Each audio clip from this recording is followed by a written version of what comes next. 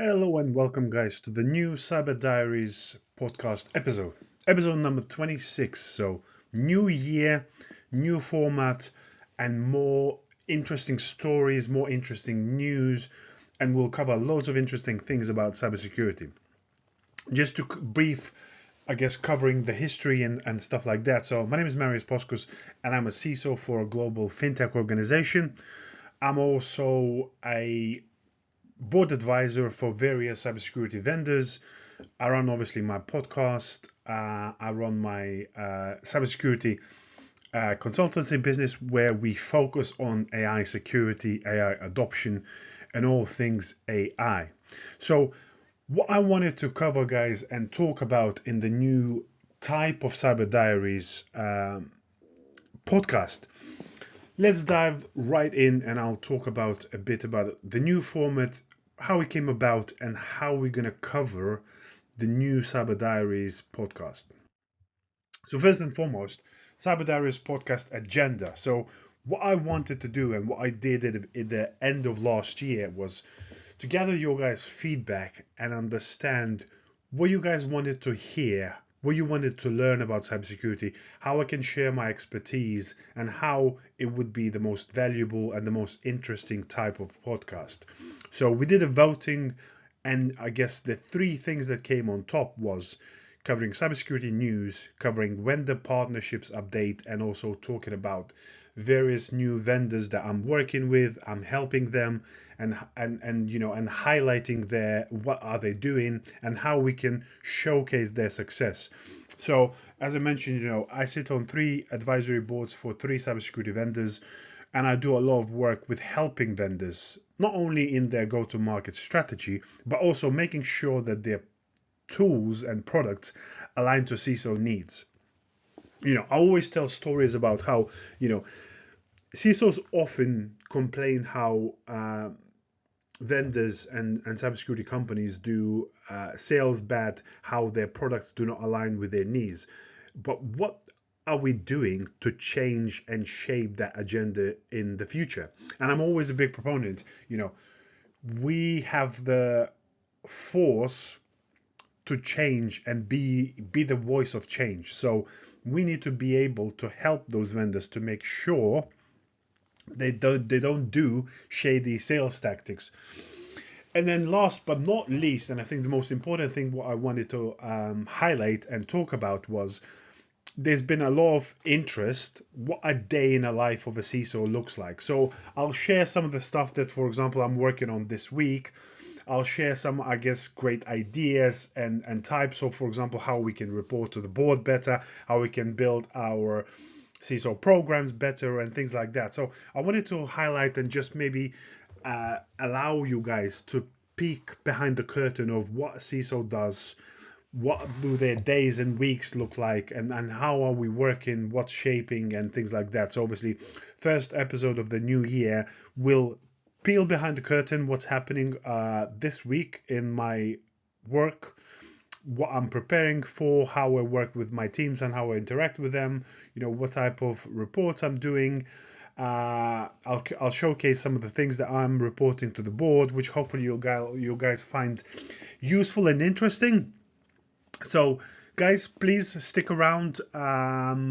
Also, don't forget, if you wanted to learn more, if you want to interact with me, please connect and find me on LinkedIn. Obviously, as I mentioned, Marius Poskos.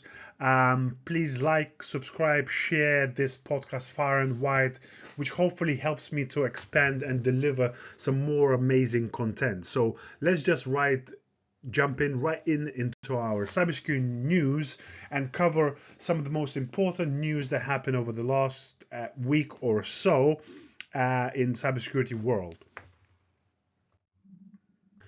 So first thing on the news agenda was that on the 31st, that Tenable plugin updates took down Nessus agents worldwide. So if you guys haven't heard about, obviously, first of all, Tenable is a vulnerability scanner, and most of us in cybersecurity have heard about it.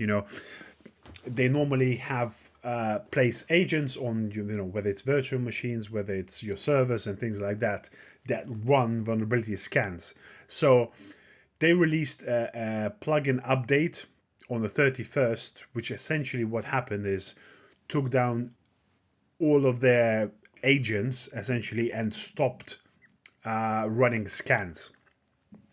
So Tenable obviously says that customers must manually upgrade their software to revive Nessus vulnerability scanner agents taken offline on the 31st due to the buggy differential plugin update. So obviously that's a big task, doing manually upgrades, especially, depending on how many servers or virtual machines you are running, that could be a really, big task. And obviously, and not only that, obviously, if you're not running scans, you obviously are blind to what vulnerabilities potentially sit on your virtual machines, on your servers, and things like that. So that's a big blind spot that could be uncovered due to the Tenable plugin release.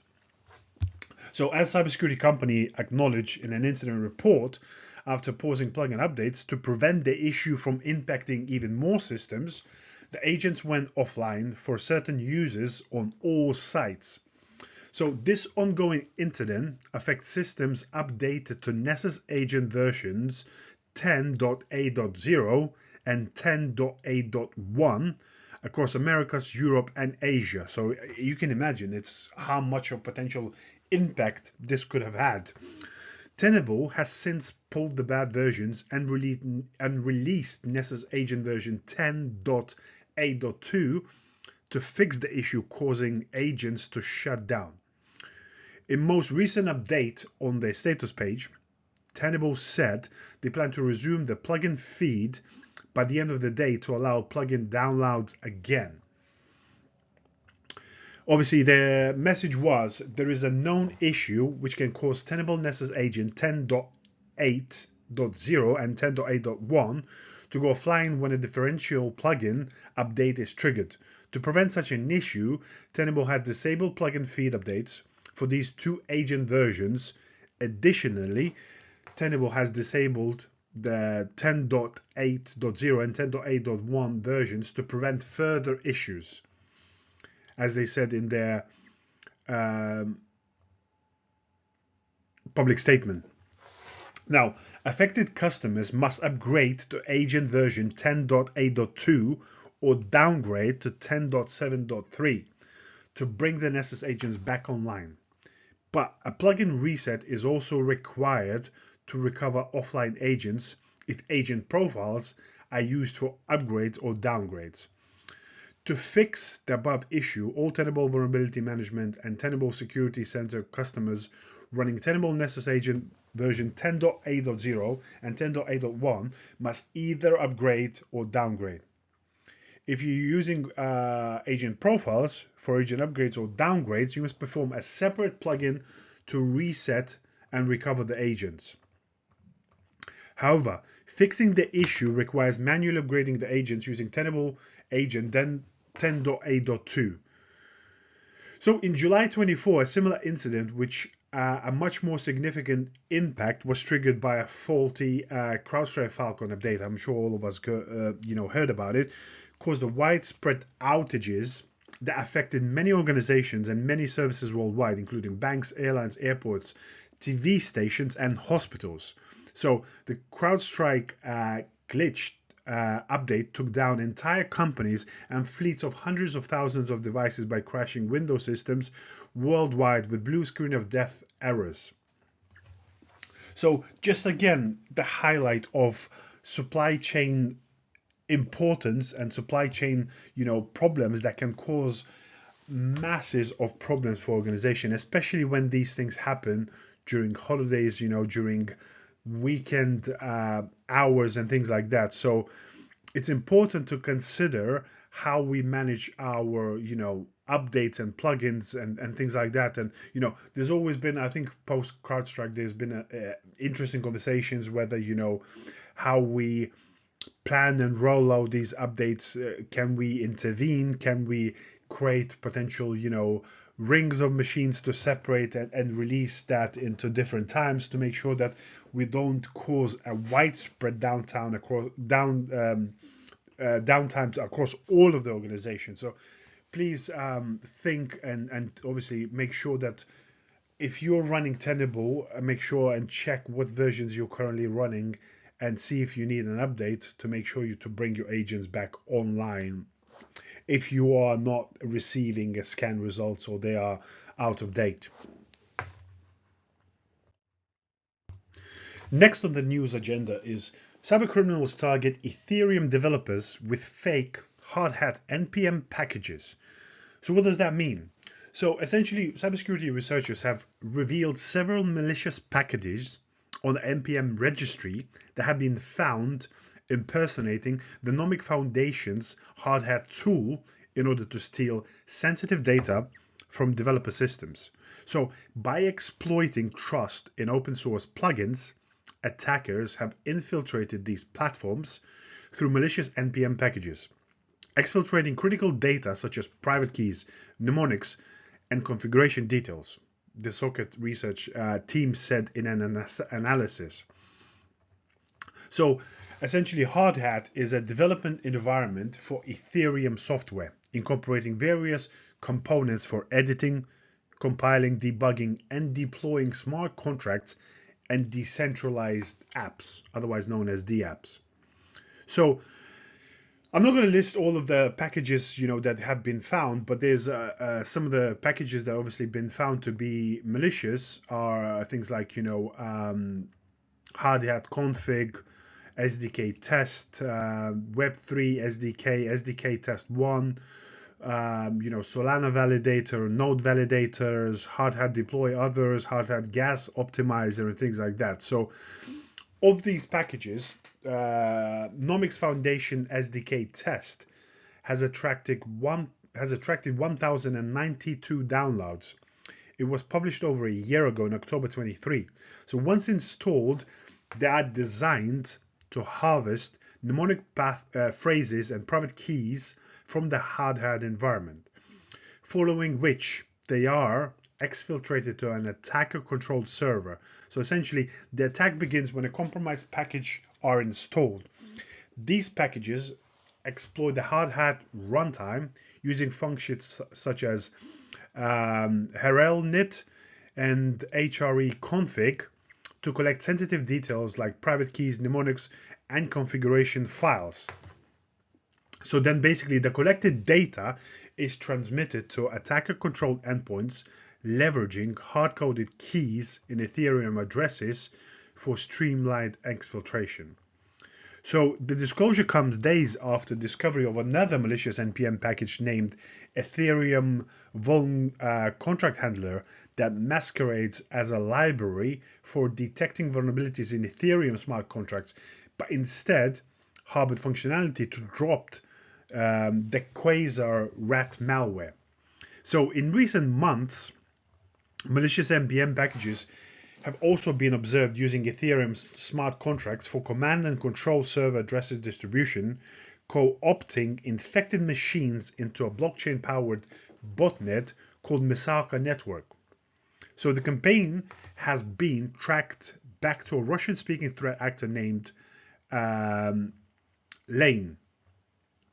So the threat actor points out an inherent NPM ecosystem complexity where packages often rely on numerous dependencies, creating a complex nesting doll structure. So this dependency chain essentially makes a comprehensive security reviews challenging, opens opportunities for attackers to introduce malicious code. So Lane admits to exploiting this complexity and dependency sprawl in the NPM ecosystem, knowing that it is impractical for developers to scrutinize every package and dependency. And that's not all. A set of phony libraries uncovered across the NPM, PyPy, and RubyGems ecosystems have been found leveraging out-of-band application security testing (OWAST) tools such as OWASTify.com and OWAST.fun to exfiltrate sensitive data to attacker-controlled servers. So obviously there's a number of various packages, but basically the same tools and techniques created for ethical security assessment are being misused by threat actors. So originally intended to uncover vulnerabilities in web applications, OWASP methods are increasingly exploited to steal data, establish command and control channels, and execute multi-stage attacks. So to mitigate the supply chain risks posed by such packages, it is recommended that software developers verify package authenticity, exercise caution when typing package names, and inspect the open source code before the installation. So again, another sort of important message about supply chain attacks and supply chain. Whether using NPM packages, PyPy, any other open source packages, it's important to have a way to validate. I always say as well to whether using specific registry as well, you have to vet the registry. You have to vet and create sort of a whitelisting environment of what registries are allowed in your organization and what is not. And you have to find a way to be able to detect potentially malicious packages. So it's a very important lesson, especially I think it's becoming very problematic in crypto exchange world and crypto development world, because if it potentially all of the registry other attacks, yes, they have ways to potentially steal intellectual property. But when we're talking about crypto and having access to crypto wallets, there's potential to steal their vast amounts of money from various organizations, and damage can be significant. So please guys, think about how you can validate various registry packages and think of ways how you can secure that. Now, another important thing in the news was that US have sanctioned Chinese cybersecurity firm for global botnet attacks.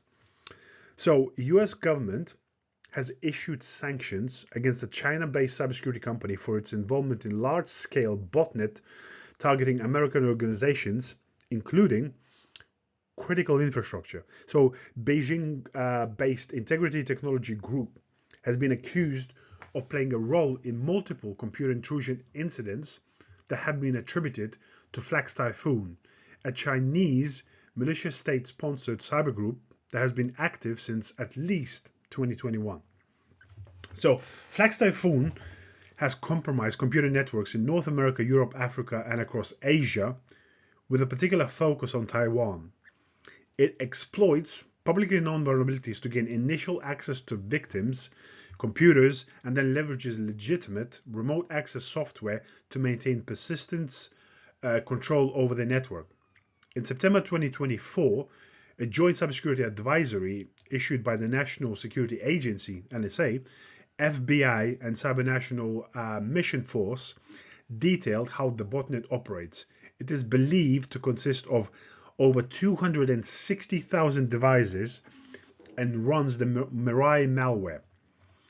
The devices include firewalls, network-attached storage, Soho routers, and IoT devices, including webcams. So the botnet could be used for distributed denial of service attacks, to compromise networks, or for malware delivery. So Department of the Treasury's Office of Foreign Assets Control said that between summer 22 and fall 23, Flax Typhoon actors used infrastructure tied to Integrity Technology during their computer network exploitation activities against multiple victims. So during that time, Flax Typhoon routinely sent and received information from Integrity Technology infrastructure. And as a result of this, Integrity Technology will have any property or interest based in the US blocked, while financial institutions are banned from engaging in transactions or activities with the company. So Chinese hackers are posing persistent threat to the US. OFAC highlighted China state-affiliated actors as one of the most active and persistent threats to the US national security. Acting under Secretary of the Treasury for Terrorism and Financial Intelligence, Bradley Smith, commented, "The Treasury Department will not hesitate to hold malicious cyber actors and their enablers accountable for their actions.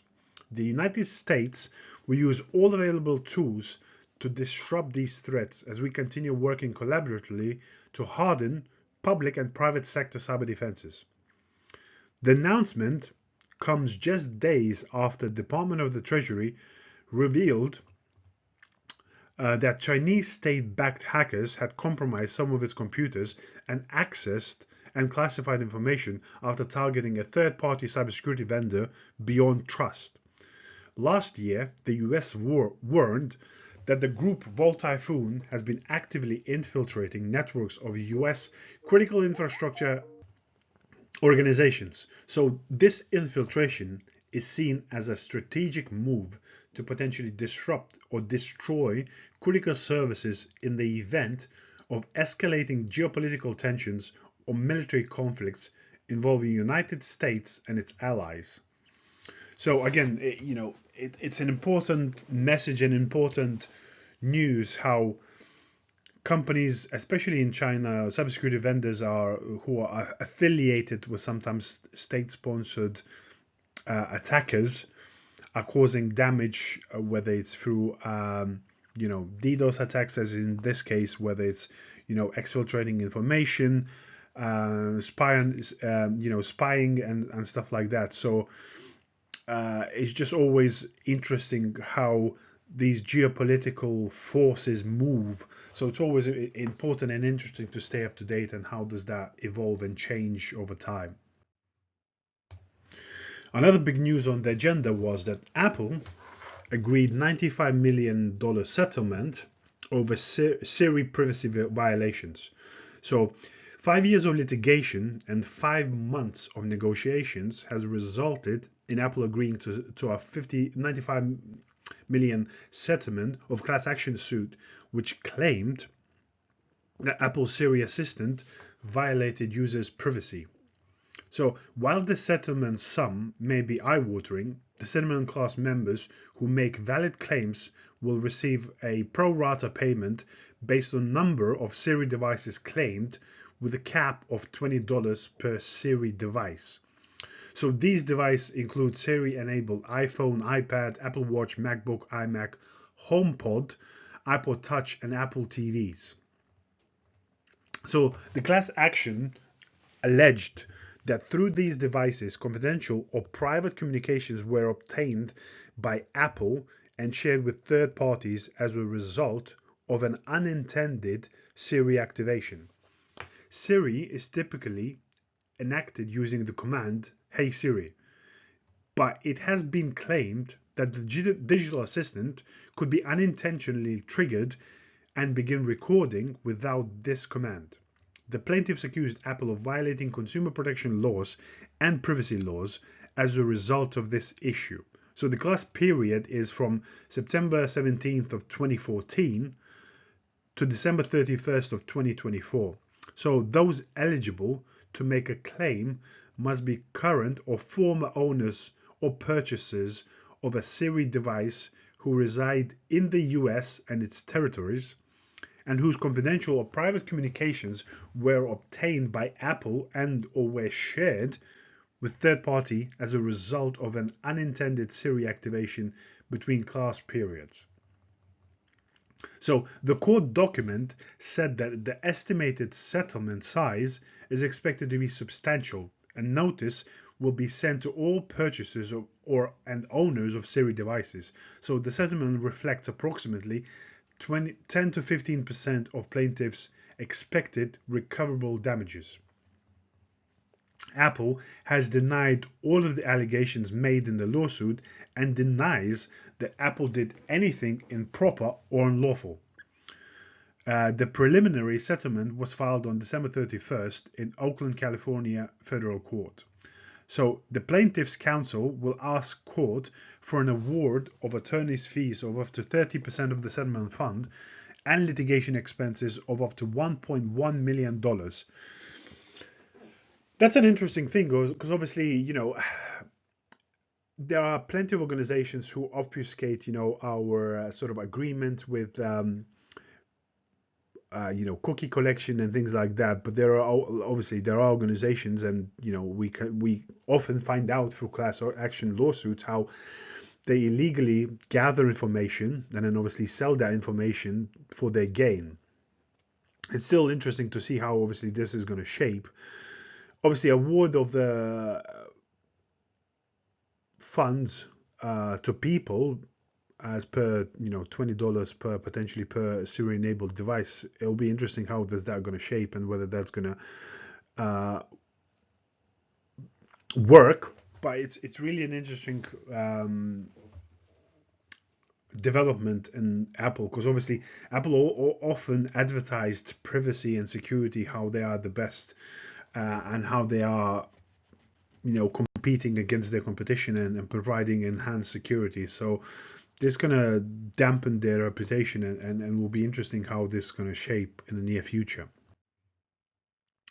Now, another interesting and very important news that came out this week was that dozens of Chrome browser extensions have been hijacked by data thieves. So, security researchers have warned users of Google Chrome extensions to be on their guard after uncovering a major campaign focused on data theft. So, at least 36 compromised Chrome extensions have been detected to date, potentially exposing as many as 2.6 million end users, according to Extension Total. So the campaign first came to light late in December when the extension for cybersecurity startup Cyberhaven was hijacked, putting at risk its 400,000 users. So according to Extension Total, a Cyberhaven admin was phished on December 24th after receiving an email stating that the firm's extension violated Google's policies and was in danger of being removed from the Chrome Web Store. So clicking on the email led the admin to a Google consent screen, essentially requesting permission for an OAuth application named Privacy Policy Extension. This application was actually a tool controlled by an attacker. By granting permission, the admin unknowingly gave the attacker the ability to upload the new versions of Cyberhaven's Chrome extension to the web store.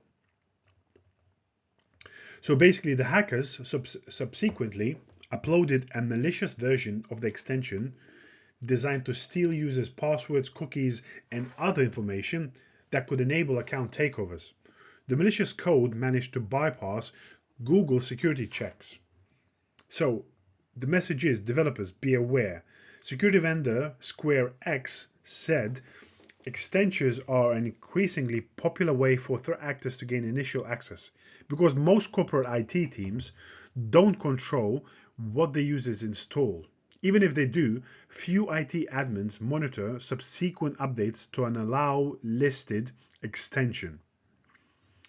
So additionally, large number of developers are easy to target, as their emails are often publicly listed on the Chrome store for bug reporting, it added.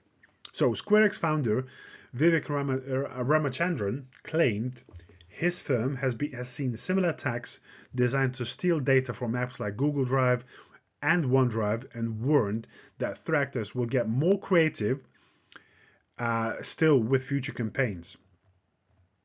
Identity attacks targeting browser extensions similar to this OAuth attack will only become more prevalent as employees rely on more browser-based tools to be productive at work. So companies need to remain vigilant and minimize their supply chain risk without hampering employee productivity by equipping them with the right browser native tools. So security researchers have warned of yet another security threat using public interest in ChatGPT to propagate, this time under the guise of Chrome extension.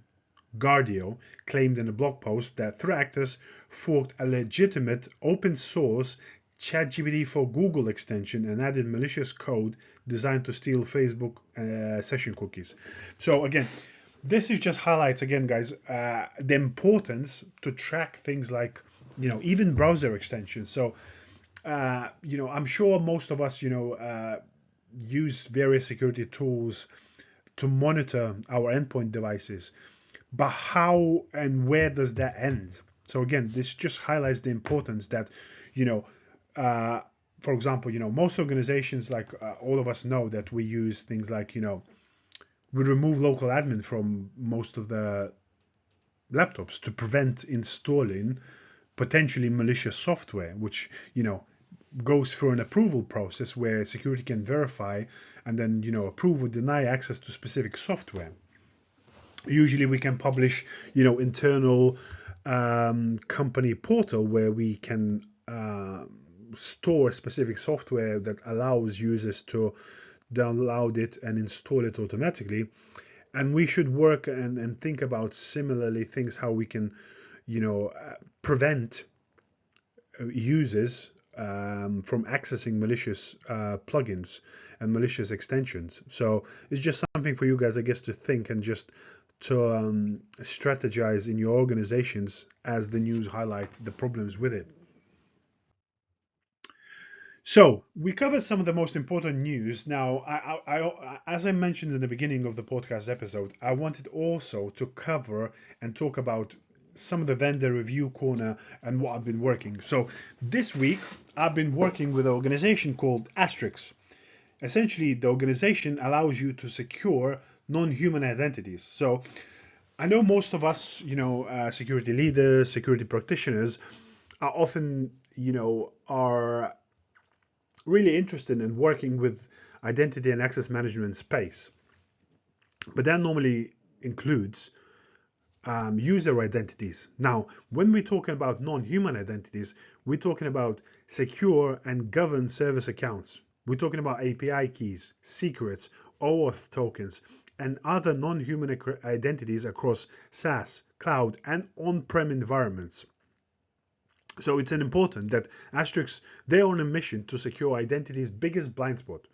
Non-human identities are the building blocks of automation and integration. And I think, most organizations are on that path to automate as much as possible. We're always talking about, manual work, but automation comes with actually increasing non-human identities. I think, the latest research says that, per every thousand employees, we probably got tens of thousands of non-human identities. So non-human identities, they also potentially are one of the weakest security links, ungoverned, over permissive, and with non-expiring access to critical systems. So essentially, Asterix, as the pioneers of non-human identity security, they're helping leading enterprises to extend their identity and access management and threat detection and response to non-human identities since 2021. So the customers can safely leverage GenAI, third-party apps, no-code platforms, and internal integrations without compromising security. So, just one of the use cases I think to talk about is, things like, we're talking about exposed secrets such as API keys, tokens, and other machine credentials are critical part of your non-human identities risk landscape. So Asterix helps you to discover exposed secrets and provide rich context and risk prioritization to easily remediate without breaking anything. So normally the challenge is that secrets often end up in repositories, infrastructure templates, and different chat channels, like Slack, Teams channels, making them a vulnerability that is often exploited for initial access, even privilege escalation. But it's not enough to just detect an exposed secret. In order to properly rotate and remove the leaked secret, security and engineering teams need to operational and technical context in order to understand what is the risks and how to prioritize and what processes depend on that secret. So Asterix secret scanning solution is essentially automated discovery and remediation. Asterix secret scanning solution automatically detects, addresses exposed secrets across environments. It continuously scans, alerts, and provides detailed insights to help security teams act quickly. So the benefits are, it allows you to strengthen your non-human identity security program. Essentially, its capabilities combined with advanced secret scanning will reveal threats that would otherwise will go unchecked, like an exposed secret used in China. Map exposed secrets in real time, so you can get an up-to-date inventory of all of your exposed secrets across cloud, SaaS platforms. You can see exactly where they are and who exposed them. You can get unparalleled context, so knowing a secret is exposed is not enough. Asterix allows you to prioritize risk and easily rotate exposed secrets through rich context about the secret's lifecycle and usage. You can automate and remediate, so you can automatically create a secret rotation and decommissioning through out-of-the-box workflows and end-user interaction. So you can reduce the overhead with integrations with your existing security stack. So it's an amazing move into addressing the big hole that non-human identities pose. If you guys want to find out more, obviously, again, reach out to me, reach out to the team at Asterix. I'm happy to, connect and collab and provide a collaboration. But I love working with exciting and new vendors that build interesting solutions to the market. So Asterix is this week's highlight in non-human identity space. Now, third part where we're going to discuss is and we're going to jump into what a day in the life of a CISO looks like. But first of all, I just wanted to share this important phrase from Declan Burke. To be an effective CISO, one has to shift from focusing on tech tools and outputs towards having informed business risk discussions with people like CFOs, CEOs, and the boards. So I think this is an important message to highlight from one of the experienced and awarded CISOs as Declan. So let's dive in and let's talk about my week and what it looks like a day in the life of a CISO. So I just wanted to share some of the things that's happening this week and some of the things that I'm working and preparing for this week. So first and foremost, the way we have structured in our organization, we have operational committees, we have risk committees, we have executive committees where essentially we share news, share highlights, update everyone in the business and senior executives of where each specific business units are, what they have achieved so far, and how the work is progressing through various things like that. So this week, we have an operational committee meeting where I'm getting my team to send achievements and the progress of the last month to present to the board. So this is a chance to showcase the great work that my team does. We normally give a highlight, an update of the initiatives and projects that we work into the business, what we have achieved so far. And I think, again, I'm a big proponent of, highlighting, your team success. You always, it's an important message, I think, in here is that, we showcase or we win and praise publicly our teams.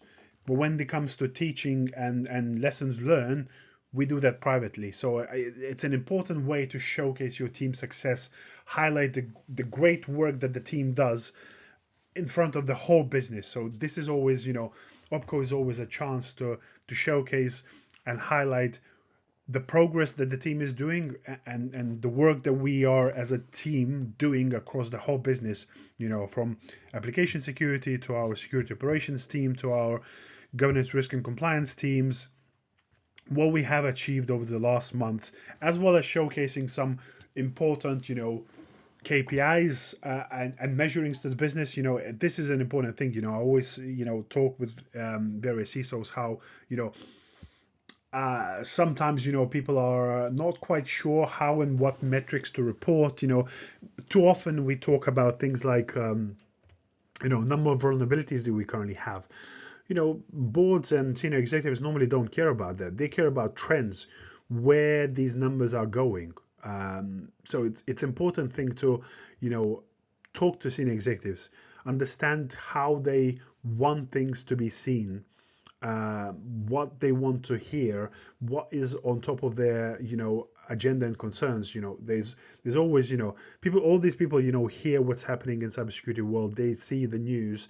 So help them understand where your program is, what they should be worried about, and how we can highlight the progress that we're currently doing.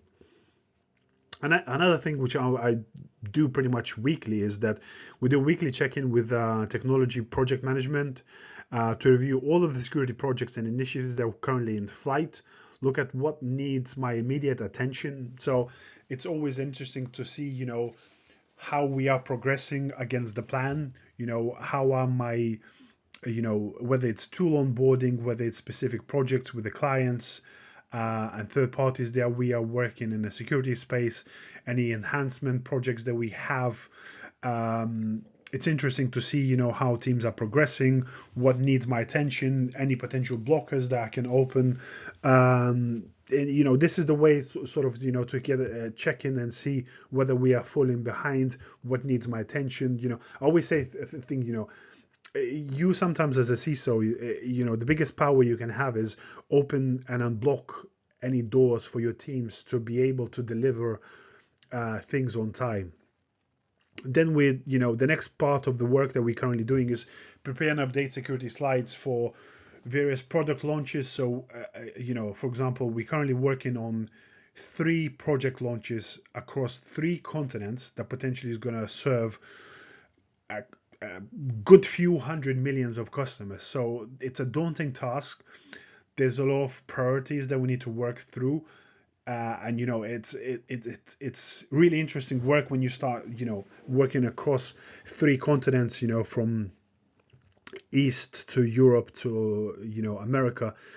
You know, time scales become blurry, and you know, time zones become blurry. You know, early morning calls with Australia, you know, midday calls with Europe, and then potentially later evening calls with US.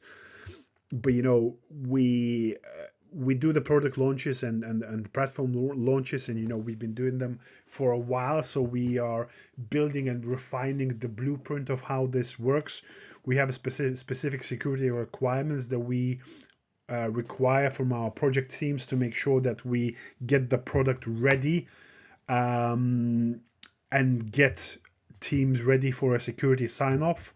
So I think that's an important way to work together with refining the security requirements to make sure that it's embedded into our product launches, and project managers who run those product launches understand what we require from security perspective. So we run, you know, weekly updates that we provide to the business, so everyone understands where we are, what's, you know, how are we progressing from security point of view.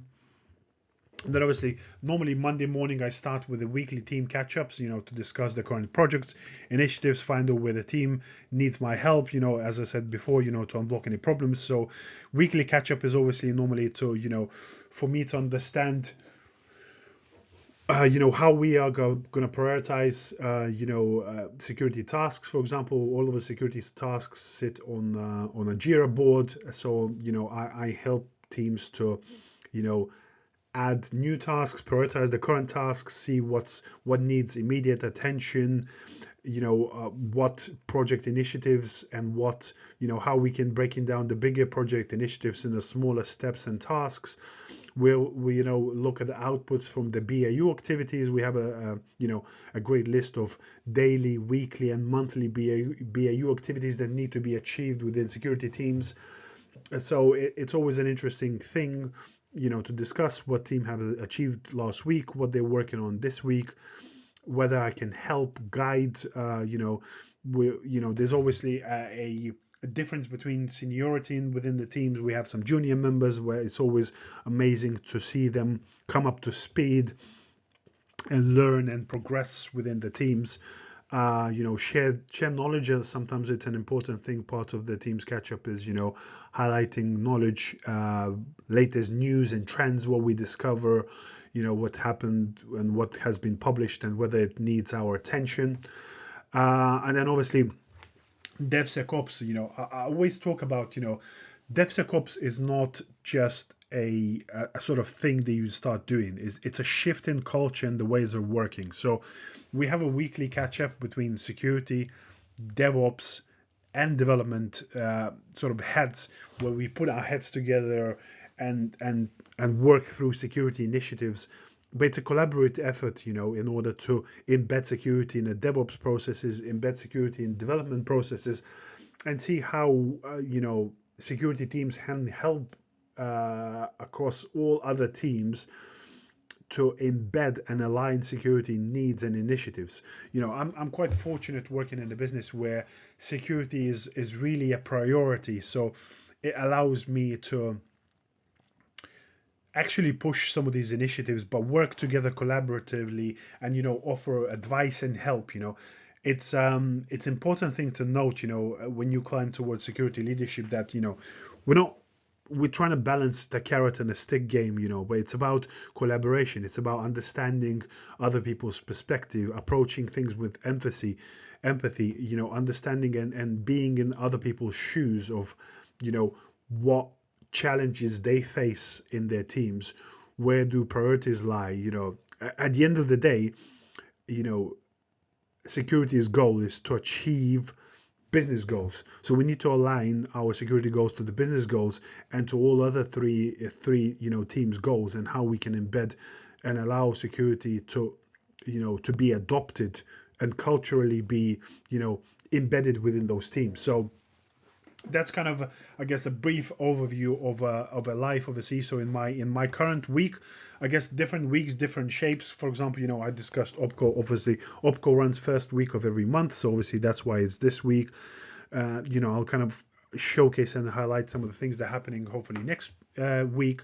But what I wanted to share with you guys, and another lesson which I took from one of the decorated CISOs, and one of the ways how you can guys enhance and showcase your reporting to the board is doing a SWOT analysis. So I just built something, obviously removed any sensitive information, and I just built just to showcase something that you could potentially build upon. But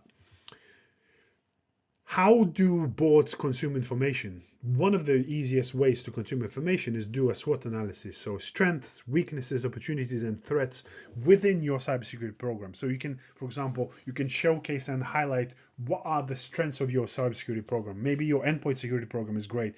Maybe you have amazing conditional access policies that enhance your identity and access management.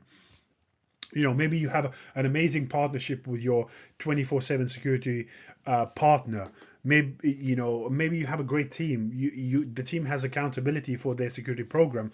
Maybe they are really passionate and really driving the change across the business. So maybe that's your strengths. Where are the weaknesses? How you can highlight what weaknesses you currently have in the program, where potentially you can build into initiatives in the future where you can unblock. Now, whether it's, we all have problems with your bring your own device, whether you have problems with your patching processes, maybe join as more movers levers processes, where there are now the opportunities that you can potentially leverage and enhance your security program, such as, for example, business unit collaboration, leveraging security importance approach. Building and enhancing security culture, that's a great opportunity to enhance it. Monthly security newsletter uptake and increase, how we can showcase and showcase security initiatives, and especially tying that to people's personal lives. Leveraging all hands to train staff on good security hygiene and practices. And then obviously the threats, obviously things like, ransomware is always going to be there, data breach, intellectual property theft, potentially if you are creating your own intellectual property, such as, then phishing attacks, social engineering, potentially insider threats such as shadow IT, or contractors with access within your systems. But this is just a blueprint. You can highlight and take it to the next level, because how you can then start building on it is, for example, in places like opportunities or potential weaknesses, you can then attribute budgetary numbers of how much it would cost to solve those problems, and then allow business executives to think proactively how they can plan the budget spending, or allowing security extra spending on specific things that they worry about, how we can address the BYOD problems, how we can enhance and add security tooling and processes to prevent risks from materializing in your bring your own device risks.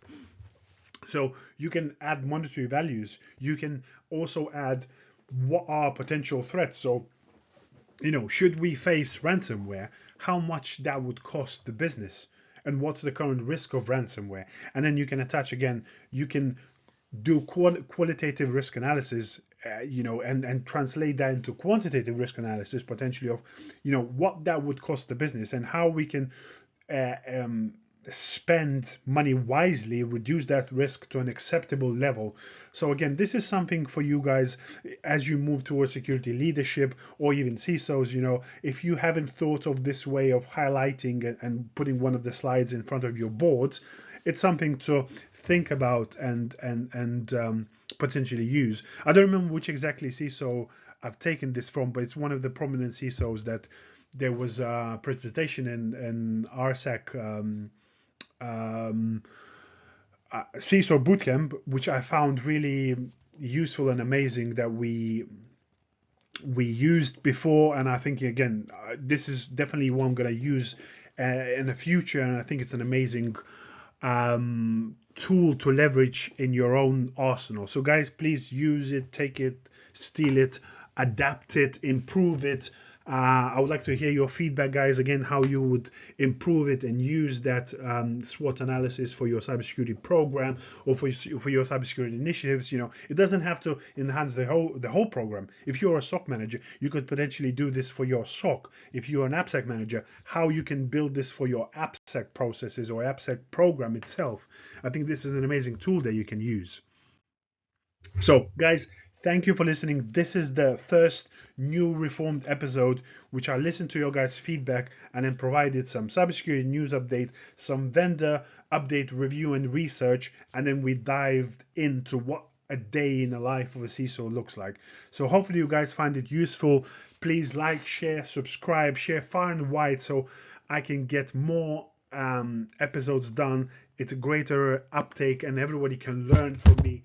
And hopefully you guys find it useful. You'll come back and for more, but I would love to hear your feedback. What's the, what do you guys think of the new approach? Did you find it useful, and how I should shape the podcast episodes in the near future? So thank you guys.